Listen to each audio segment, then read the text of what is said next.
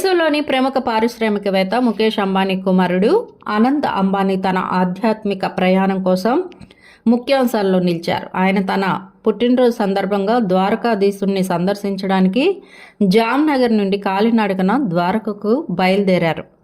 అనంత్ అంబానీతో పాటు తన భద్రతా సిబ్బంది, సహచరులతో కూడిన పెద్ద కాన్వాయ్ కూడా ఉంది. ట్రాఫిక్కు అంతరాయం కలగకుండా ఆయన రాత్రిపూట్ల ప్రయాణం చేస్తున్నారు. ప్రతిరోజు అతను దాదాపు 10 నుండి 12 కిలోమీటర్ల దూరం ప్రయాణిస్తున్నాడు.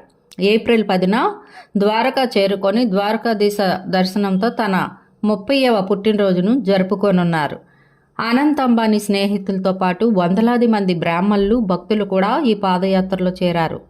ఈ యాత్ర సమయంలో భక్తులు జై ద్వారకాధీశ్ అని నినాదాలు చేస్తూ భజన సంకీర్తనలు చేస్తున్నారు. అనంత్ అంబానీని చూడటానికి, అతనితో ఫోటోలు దిగడానికి స్థానిక ప్రజలు మార్గం మధ్యలో పెద్ద సంఖ్యలో గుమిగూడారు.